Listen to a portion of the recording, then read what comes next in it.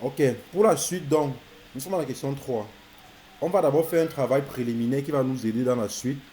Il s'agit de donner un nom. On va donner un nom à chaque ensemble, ensemble de données. Par exemple, tous les noms qui sont ici, du nom qui est à la cellule A2 jusqu'à la cellule A191, on va lui donner, on va donner un nom à cette plage de cellules là. Un peu comme à l'exercice 1 des plages de cellules. Là où on a donné les noms Gallo-plage 1, Gallo-plage 2 et Gallo-plage 3. Donc on va donner les noms qu'on va utiliser dans les formules par la suite. Donc, qu'est-ce qu'on fait? Rassurons-nous qu'on est dans la feuille analyse 1. Analyse 1. On va sélectionner d'abord pour les noms. On sait bien que les noms, ça va de A2 jusqu'à A191. Donc, je peux saisir ici, comme à l'exercice 1, je saisis donc A, A, pardon, A2, 2 points, A191 et je valide. Donc, si vous regardez bien, il a sélectionné tous les noms. Tous les noms là. Vous voyez? Jusque là. Mais ça ne prend pas la première ligne, je rappelle bien. Ça commence à la deuxième ligne. Maintenant, je veux donner un nom à ça parce que je vais utiliser cette plage de cellules là ultérieurement. Donc, je vais donc cliquer ici dans la zone de nom là et je vais appeler ça nom. N-O-M-S. Bon, s'il vous plaît, pour éviter le plagiat, parce que l'enseignant peut penser qu'on a fait un plagiat, écrivez par exemple le nom et vous mettez à la suite votre nom. Je ne sais pas, peut-être mettez nom ABC, quelque chose que vous allez retenir. Mais ne mettez pas exactement ce que je mets ici. Sinon, ça peut ressembler à un plagiat. Donc, je mets nom ici pour le moment et je valide. Donc, pour se rassurer que ça a bien été pris en compte, si vous cliquez ici, vous allez voir nom là, vous voyez. En fait, vous allez voir la liste de toutes les plages que vous avez déjà faites dans le classeur ici. Vous voyez, il y a dans la plage 1, 2, 3 et il y a nom. On va donc faire pareil pour les autres. Les prénoms, c'est de B2 jusqu'à B191. On va appeler ça prénom. Prénom. On fait pareil pour les dates de naissance. Bon, je vais aller un peu vite, hein. On n'a pas le temps. J'appelle ça date. Je valide. Pareil pour les villes. Je prends tout ça et j'appelle ça ville. Je valide. Je prends les appartements. J'appelle ça appartement. Je prends les provinces. J'appelle ça province au pluriel. Je prends les codes postaux. J'appelle ça code. Tout simplement. Je prends les téléphones. J'appelle ça téléphone. Je prends les courriels. J'appelle ça courriel. Et enfin, je prends les sexes. J'appelle ça sexe. Voilà. À la fin, donc, vous aurez tous les noms là que vous avez donnés. Maintenant, on entre dans le vif du sujet. La question petit i demande de faire quoi? De trier les demandes validées par nom de famille, par ville, puis par téléphone. Donc, on est dans analyse 1, rassurez-vous bien, analyse 1. On veut trier toutes les demandes ici, par nom de famille, ici. On va trier aussi par ville. Ensuite on va trier par téléphone. Donc, qu'est-ce qu'on fait? Pour trier, on va dans le menu accueil, dans le groupe édition, ici, vous cliquez sur trier et filtrer là. Ensuite, vous cliquez sur filtrer. Vous voyez, il y a des flèches qui sont apparues là. Les flèches sont apparues comme ceci. Donc, on va commencer par trier d'abord les noms de famille. Donc, je clique là sur la flèche. Je peux trier comme je veux, soit de A à Z, soit de Z à A. Donc je prends par exemple ça. Et ça a trié tous les noms de Z à A. Ensuite, je pars au niveau des villes. Et je trie par exemple de A à Z. Ensuite, je vais au niveau des téléphones. Et je trie par exemple du plus grand au plus petit.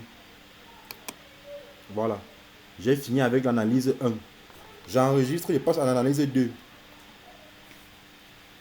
Il faut vous assurer de changer de feuille. On passe à l'analyse 2 ici. Analyse 2, je change de feuille. Analyse 2. Un instant, je vais faire. Donc, dans analyse 2, qu'est-ce qu'on demande? On demande la liste des demandes validées de la province Québec qui sont de sexe masculin. Donc, comme tout à l'heure, je vais faire apparaître les boutons pour filtrer. Donc, je me mets d'abord n'importe où dans le tableau, n'importe où. Je pars dans le groupe édition, trier, je fais filtrer. Vous voyez, les flèches sont apparues. Maintenant, on veut les demandes de la province Québec. Donc, je pars au niveau des provinces là. Je clique sur la flèche. Et quelque part en bas là, je vais décocher tout ce qui n'est pas Québec. Donc, je décoche ça. Et je valide. Vous voyez, on a seulement les provinces Québec là. Mais il faut aussi que ce soit de sexe masculin. Donc, je pars sur le sexe là.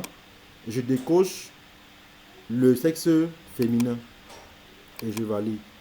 Vous voyez qu'on a chaque ligne là, c'est seulement Québec et c'est seulement sexe masculin. Donc, on continue avec analyse 3.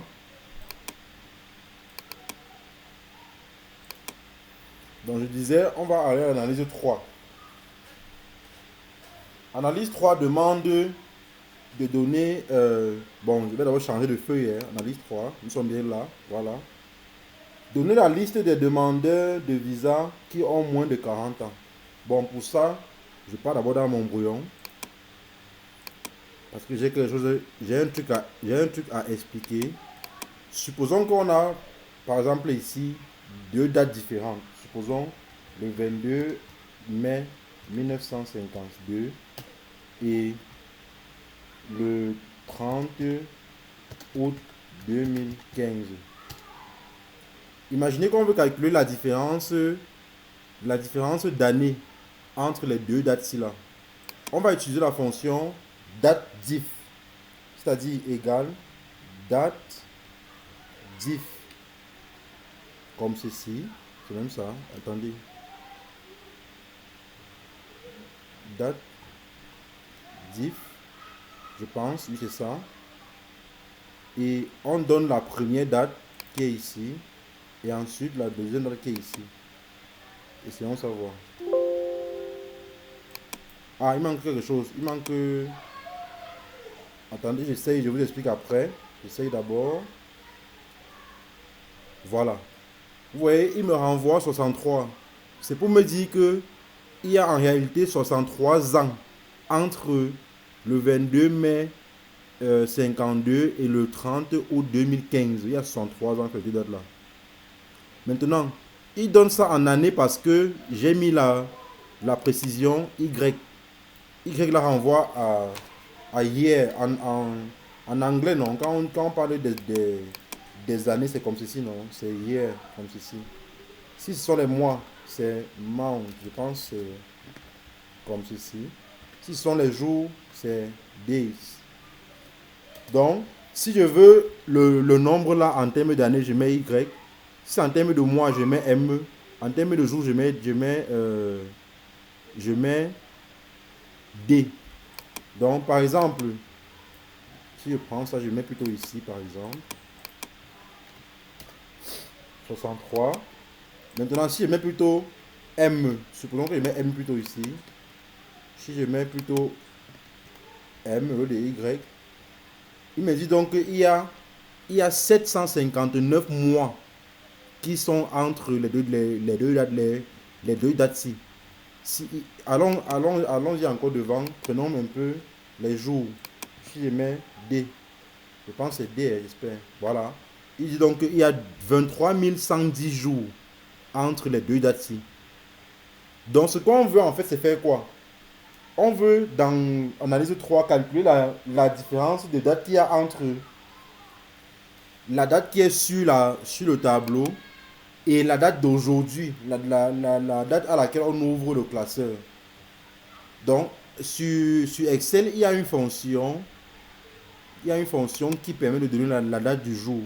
C'est égal aujourd'hui. Égal aujourd'hui, voici ça ici.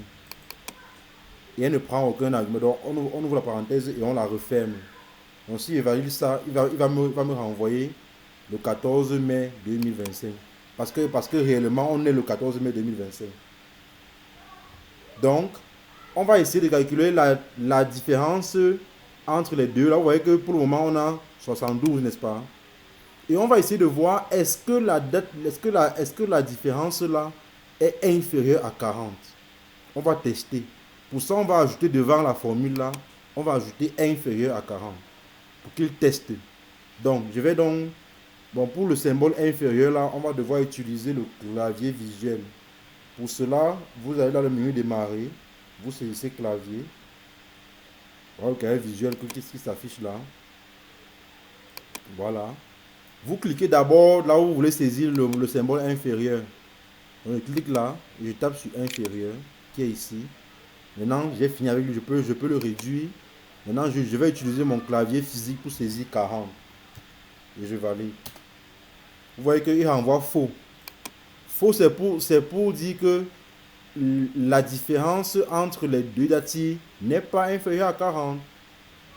Imaginez que je modifie ceci. Je mets peut-être le 22 mai 1970. Et si on voit. La valeur est toujours faux. Donc ça veut dire que ce n'est pas toujours inférieur à 40. Essayons de monter. 80. C'est toujours faux. Allons-y à 90. Vous voyez, c'est devenu vrai. Ça voudrait dire que la différence d'âge entre les deux est inférieure à 40. Vous voyez que ici c'est 34 ans, n'est-ce pas? Vous voyez donc que c'est la formule-ci. C'est la formule-ci qu'on va utiliser pour tester chaque ligne où il y a une date. Chaque ligne où il y a une date. Et à chaque fois, donc, on va appliquer à chaque ligne qui vérifie la condition, on va lui appliquer une certaine mise en forme conditionnelle. Donc, je vais retourner dans le classeur principal pour faire le boulot. Rassurez-vous que vous êtes sur analyse 3. On va sélectionner la plage des dates de naissance. Donc, ça va de quoi? De C2 jusqu'à C191. Je valide. Je prends tout ça. Maintenant, je vais dans le menu accueil. Dans l'onglet mise en forme conditionnelle. Je clique sur mise en forme conditionnelle. Et je clique sur nouvelle règle. Ça va ouvrir la feuille, cette fenêtre ici. Je clique sur utiliser une formule pour déterminer pour quelle cellule le format sera appliqué. Je clique là. Et ensuite, dans la zone qui est ici en bas, je vais saisir la formule qu'on vient d'apprendre là. Donc, je vais saisir quoi? Égal, date, diff, ouvrir la parenthèse. Et je mets la première cellule qui contient une date. C'est la cellule C2. Point virgule. Ça, c'est la première date. Maintenant, la seconde date, c'est la date d'aujourd'hui. Donc, je vais écrire aujourd'hui en toutes lettres pour que la fonction renvoie la date du jour où on va ouvrir le classeur. Aujourd'hui, je mets les parenthèses ouvrantes et fermantes. Je ne mets rien à l'intérieur. Maintenant, point virgule, je vais définir l'unité. Je veux ça en année. Donc, je fais entre guillemets Y comme ceci. Je ferme la parenthèse de date diff. Et je veux que ce soit inférieur à 40. Donc, je vais mettre inférieur à 40. Donc, je vais encore utiliser le clavier visuel. Je clique là. Je prends inférieur. Et je mets, avec le clavier physique, je mets 40. Donc, voilà la condition qui sera testée pour chaque cellule ici. Maintenant, je vais appliquer quel format pour ceux qui vérifient. C'est ici en bas. Je clique sur format. Et je vais choisir quelque chose, je vais choisir une couleur, par exemple. Une couleur, je prends une couleur au hasard et je prends la couleur Disons que je prends la couleur ici, au hasard, et je valide. Je valide encore. Si vous regardez bien, toutes les dates qui ont un âge, qui ont une différence, je vais dire quoi? Toutes les dates de naissance qui sont inférieures à 40 ans seront mises à la couleur que vous avez choisie. Maintenant, il vous suffit de filtrer ça. Pour filtrer, on fait comme à analyse 2, non? On va dans filtrer, ici, et on va cliquer sur la flèche des dates de naissance là. Et on va choisir filtrer par couleur. Et on va choisir la couleur qu'on a choisie précédemment. Je clique donc là. Vous voyez, il va m'afficher uniquement les demandes qui ont moins de 40 ans. Donc, on a fini avec analyse 2, avec analyse 3. On passe à analyse 4. Donc, on change de feuille, bien sûr. Analyse 4 demande de faire apparaître en vert et gras tous les numéros d'appartements qui sont divisibles par 5. On part d'abord dans la feuille brouillon. Je vais vous montrer une fonction modulo.